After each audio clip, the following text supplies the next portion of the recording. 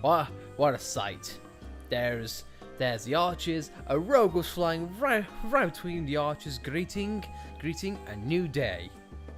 And while Charlotte stretches her claws. I suppose so. Either way, hey everyone, welcome back to Xenoblade Chronicles. In the last episode, we continued cleaning up our to-do list in this game, and we started from the marsh and hopefully completed a few more tasks. And meanwhile, looking down on a big pile of no, let's just have a nice conversation and hopefully ignore those beasts of death that are literally right beneath our feet. Heart to heart, visions may bring.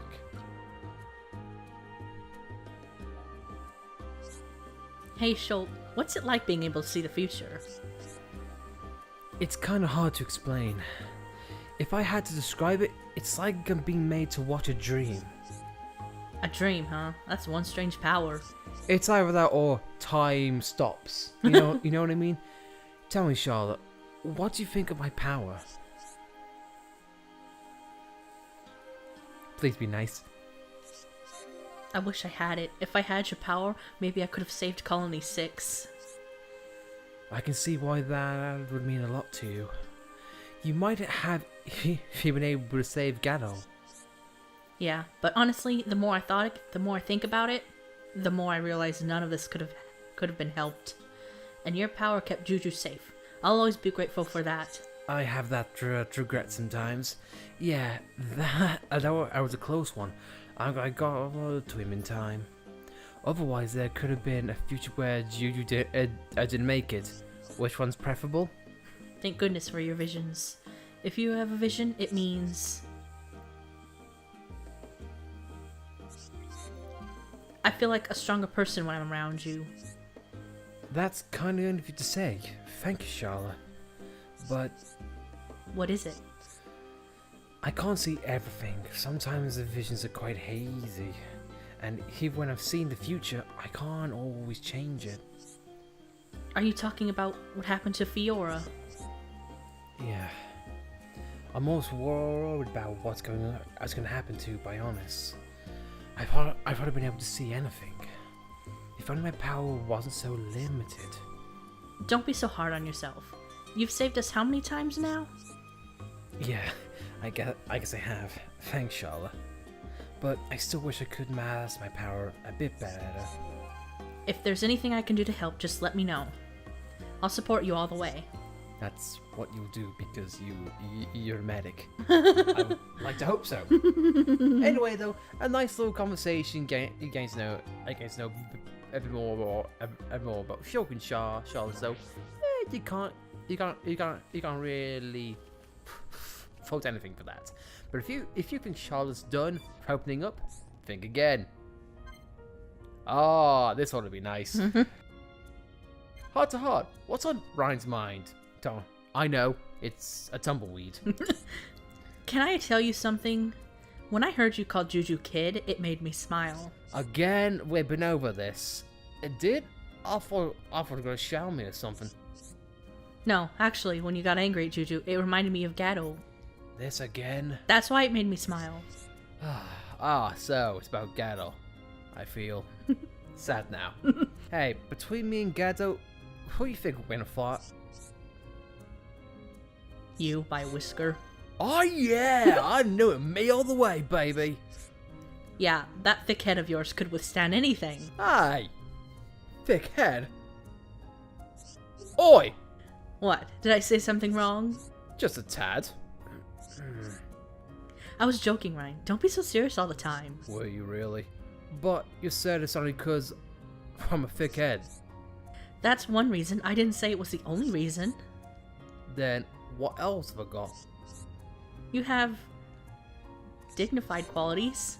Dignified qualities? What do you mean by that? Oh, come on, Charlotte. Tell it to me straight. How can I put this? You're like a father figure. There's something better than that. A father figure. Yeah, and I thought maybe you'd be Juju's father one day. Get Ben! Hang on. If I'm Juju's dad, that makes Sean my daughter. Ugh! and then I write it all in my head. Wait, you didn't believe me, did you? Got ya. What? No, of course not. Nice one. You make me laugh, Ryan. Is that a good thing? You're so red in the face, I could swear you and Gato are related. Well, I got red hair. Does that count? Really? I guess that almost sounds like a compliment, I guess. I like chatting with you, Ryan, and I'm glad I met you as well. Same. Sure. Me too, Charlotte. I like how Charlotte in that cutscene scratched with her claws. Like, that's gotta hurt.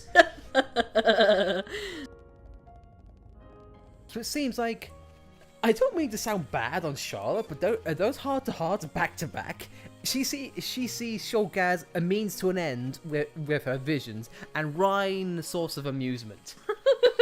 No like friends or no close connections, just like, oh yeah, Shulk, I can use your visions. It would have been nice earlier, but hey ho, and Ryan, I can play with you, and you're fun. I can make fun of you and call you stupid, and you won't mind. Yeah, but in all honesty though, I like Charlotte. She has, to quote her, dignified qualities. Her caring so much about Chronicles 6 is admirable, I guess. but you know who has dignified qualities from the wazoo? So much that she probably would have hate me using the term wazoo. But anyway, end of hot title which we cannot view, so move on. It's Melia, and we haven't seen in quite a while, but understandably she had to take time to mourn, and she's probably very annoyed at us for taking our time while she wants to move on. But anyway, as since we're back in Frontier Village, I just want to take time to just admire the atmosphere as well as the nighttime music, because it just really sticks the quality of a nice little village at relaxing downtime. It's a time where possibly to some people annoying little creatures can just relax and be sleepy. I don't know. I just feel like, especially with the accordion accompaniment, it's pleasant. That's all I can really say. So while we go up, I think we'll shut up and let you listen for a bit. Enjoy.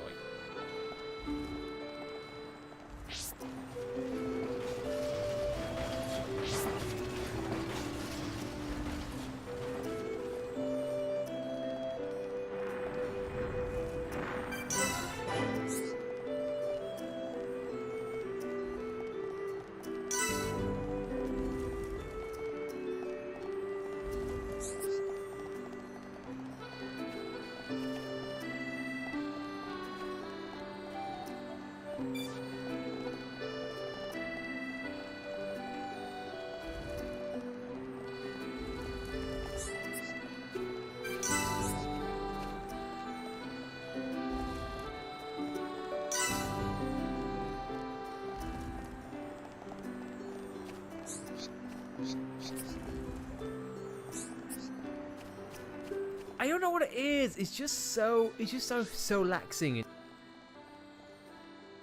If we ever find it, if you find red orbs, it's best to collect it just so it doesn't waste your time. we have ourselves a shiny ball, and in this place, it's almost fitting, and it's no surprise that one of these would indeed like a shiny ball.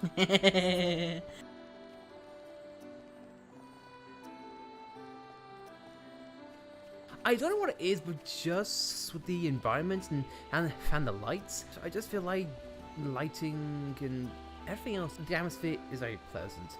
And especially come with the night sky in this village as well. Just, I don't know what it is. It's gorgeous. And also the fact that, as we alluded to when first arrived in Frontier Village, how even the lighting effects can have an effect on the character models. It just gives that another level of ambience, which I really love. I don't know. They really go all out with atmosphere, and that's something the Monolith is really good at each time.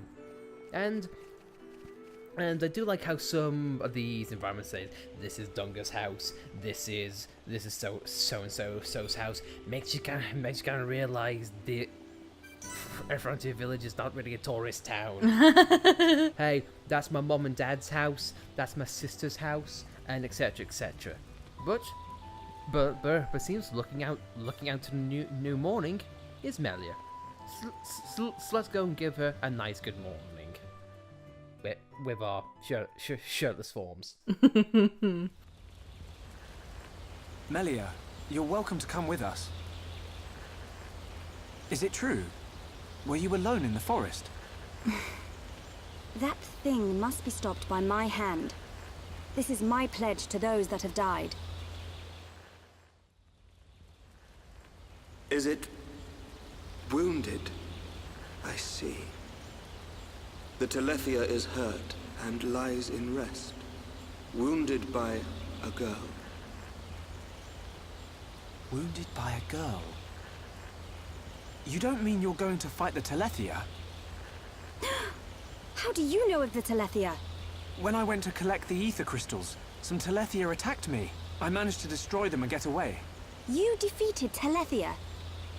Who are you?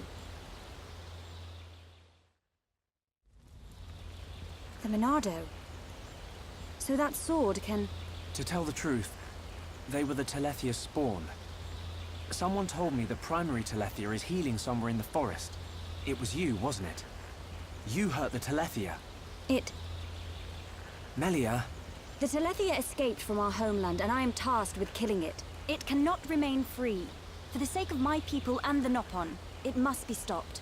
Melia, we can help you defeat it if you like. Out of pity? No. Why then? It's just... I want... Speak, Shulk, or I shall be forced to summon the Nopon chief to interpret for me. I would like to help. What could you possibly gain from aiding me? I saw it. At the top of a black tower. You and I were fighting together. Fighting that faced Mechon. I also saw you fighting a huge Telethia. It threw me the first time and all. Forgive me, Shulk, but what are you talking about? Shulk can see visions of the future. See the future? And you expect me to believe this rubbish? Believe what you want, lady. Same as I tell all the non-believers. That'll be me then. Oh, yeah! In any case, the only reason we got this far was because of Shulk's visions. If Shulk says he saw you in a vision, then you must be important to whatever happens next. And if you're tough enough to fight a face Mechon, you're all right in my book. You've got my vote. A lady should not go unaccompanied onto the battlefield. Excuse me? I am quite capable of dispatching the beast alone. I require no assistance of any kind. My dear, I apologize, but I could not help overhearing. Their offer sounds quite reasonable. The danger extends much further than our small dwelling. Machna itself is at risk, and we shall provide you with the finest warrior of our clan. Chief Dunga, No need for thanks. He is the equal, if not better, of the Hom-Hom. You do know we're listening? The chosen Nopon hero will await you below. I shall go ahead and prepare him. Please, excuse me. A Nopon hero? Now this I have to see. Don't be like that. Let's meet him first.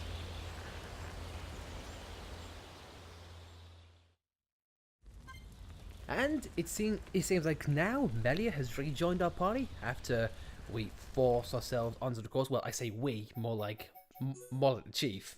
But hey, I'll take it. I think Melia, welcome to the party and welcome to the forefront. Now before we continue, I just want to take note in that cutscene. I have to give props to Melia's voice actor. As soon as Donban said a lady should not go unaccompanied, you can tell that she broke character for a second, as in like she was going, how dare you?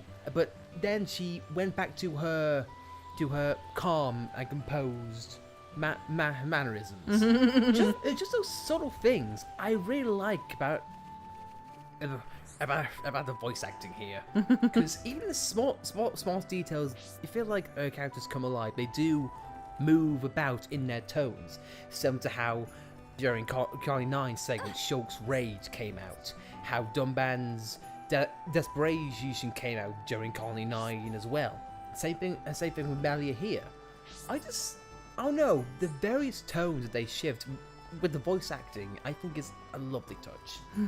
But again, no, I have to agree with Ryan, and not on Hero, it seems. Oh, well, you know what? We've always wanted to see an Nopon up close, and it will be interesting to see how or if one can fight in that because of their short stature. But I don't want to belittle the Nopon. Hurdy her. But I'm not sure about this. But seems like the chief is building this hero high up. So I think let's go. And let's greet this hero of the Nopon who apparently is better than the hero of the Homs, as in Dunban. And I'm just going to say right now, what's coming up next is probably one of my favourite cutscenes of this game, bar none. And possibly accompanied by one of my favourite tunes. And if you listen closely, you might recognise it from somewhere else we've seen before in the game. Either way, let's greet this hero.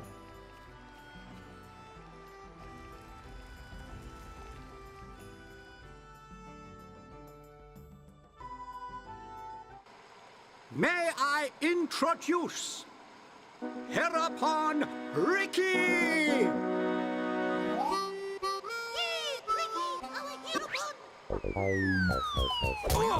Watch out! Get off me! To you! Right in the... Take this, bubble! That's not good.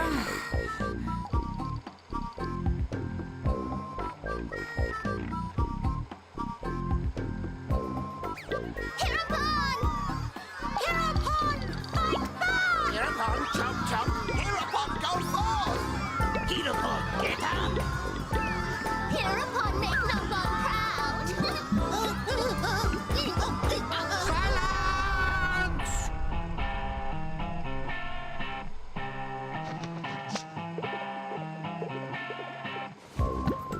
I introduce to you this year's legendary Heropon, Ricky!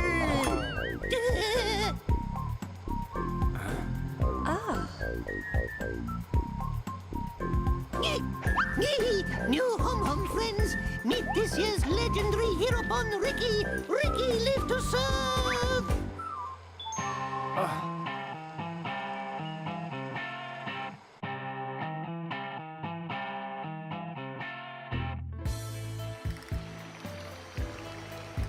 A Heropon, you say? Not sure where you'll come in handy, but the more the merrier. Shulk, are these Telethia as strong as they sound? Yes, they're quick as lightning and can read your mind. A mind-reading giant bird? No problem.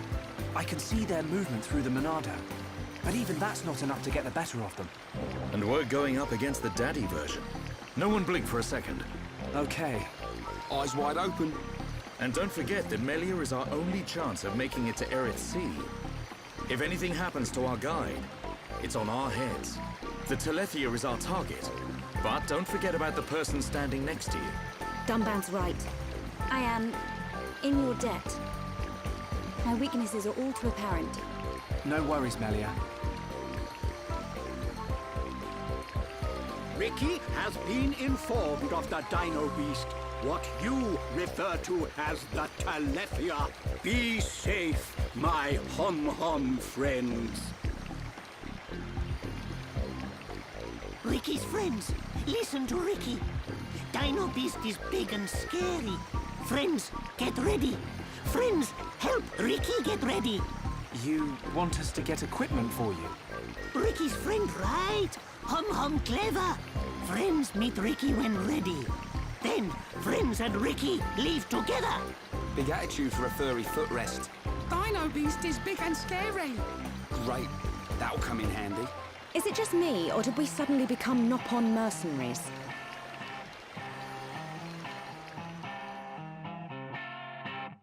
And best part is, no one answers.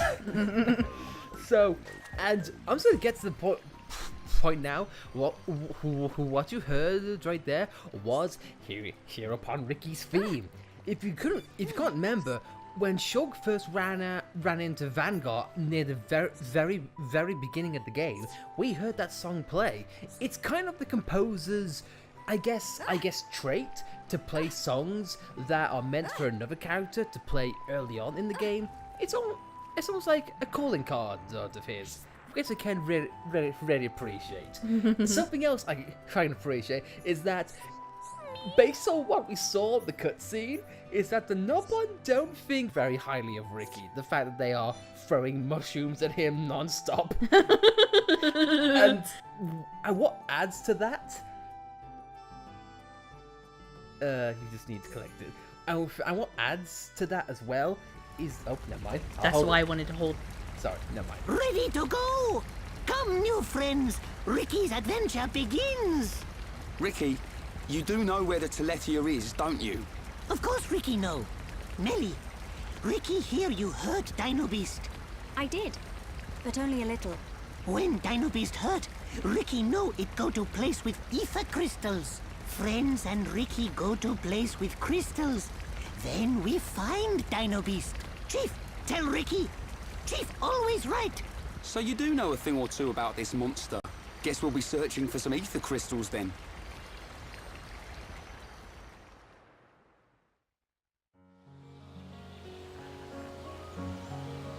Ricky, why are you the Heropon? Why? Because Chief Dunga choose Ricky. He chose you. So you weren't chosen from birth? Friend wrong. Chief choose by instinct. By instinct? Why friend surprised? Chief have sharp instinct. Chief be village seer. So that's how you became the Heropon. Can't argue with that. But he is kind of compact for a warrior hero. Oh, Ricky owe lots of monies to village. If Ricky defeat Dino Beast, village promised to forget my debts. So Ricky like being Heropon.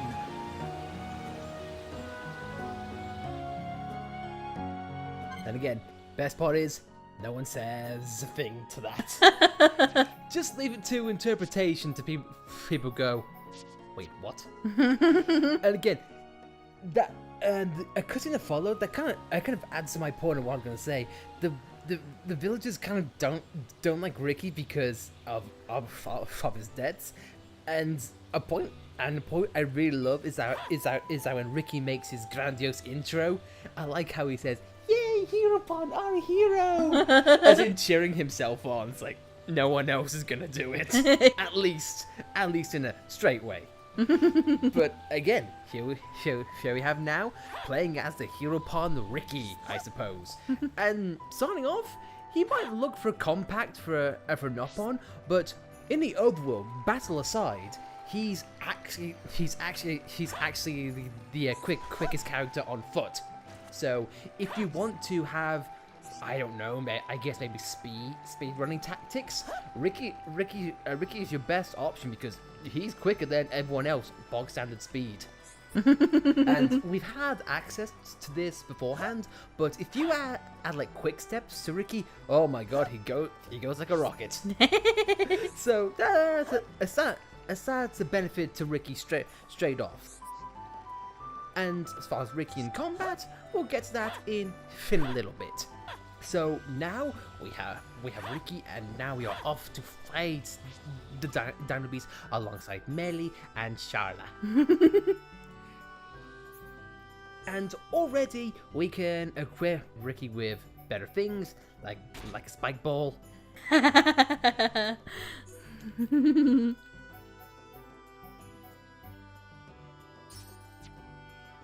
And just going off his stats now, Ricky's kind of, I wouldn't want to say a jack of all trades, at least for fighting, because his stats as far as offense and defense go, he's kind of pretty good. And especially his HP, because that's higher than a lot of other people who we've had recently, especially Shulk, who we've had from day one. And as we put Ricky in leopard stripes, Ricky is making a fashion statement, it would appear. But going into what Ricky is, again, jack of all trades, but his arts definitely are more ether based. But again, I'll go into detail when we want to get into the fight with Ricky. But for now, we're just going to go along and equip our Heropon with the bestest equipment that we have. And here we are in our leopard striped Ricky, a fashionista Nopon, hero of the Nopon and hero of the fashionably blind.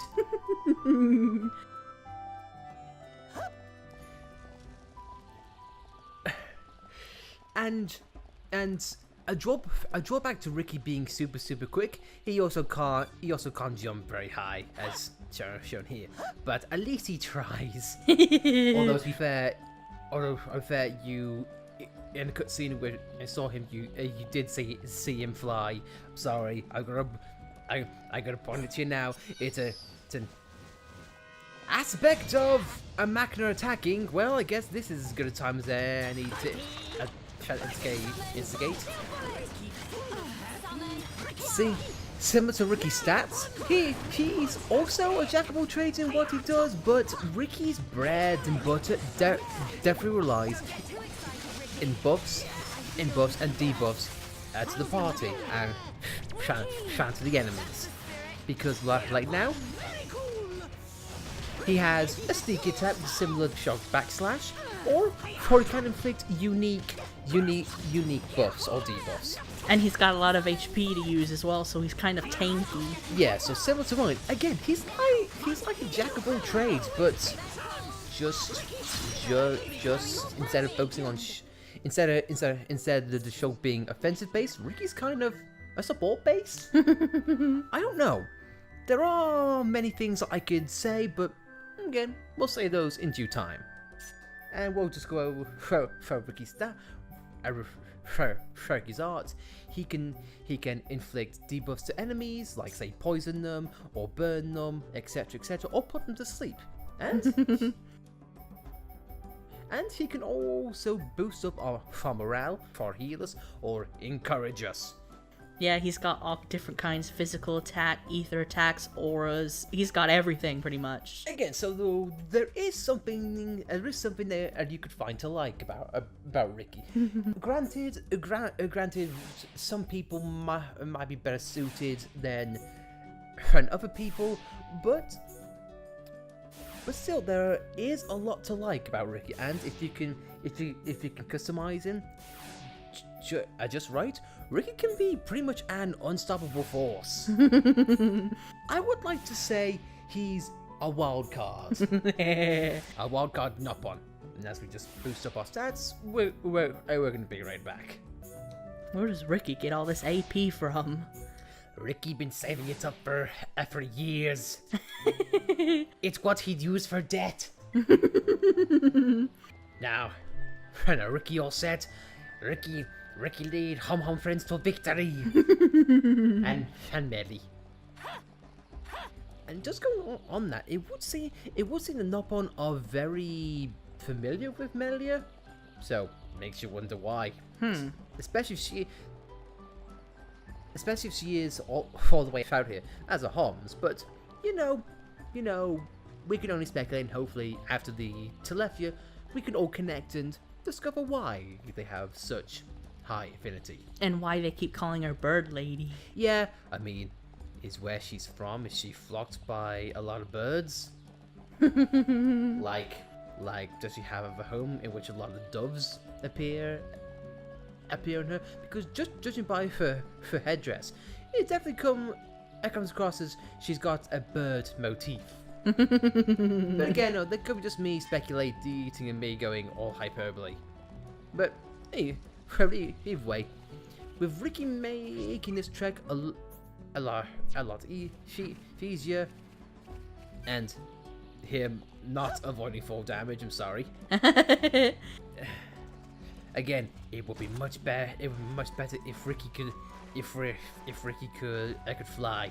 And one disadvantage with Ricky is that in bodies of water, he's probably not the best to me, because look, he's swimming, but Charlotte and Melly are walking. Yeah, and I'll just say it now, it's probably not good to have him in combat. And hopefully things we'll see later on. But again, go back to what I said before. Even though in the cutscene Rick can fly, he can't in game. That's just an example of ludonarrative dissonance. What you see in the cutscene or some kind of cinematic doesn't equate to gameplay. Curse you, people, for wanting to make games or cutscenes cinematic, or making various characters extra cute. But again, has the game shown beforehand? Lucas are jerks. Good to know. I guess that trend hasn't changed.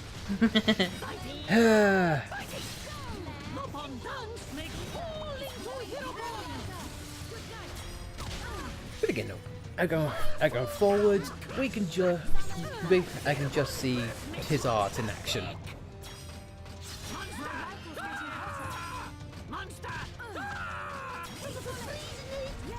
Again, Freeze Nate, it's a light chill attack, sneak attack, but a nice little detail about an art they had is you can do it, and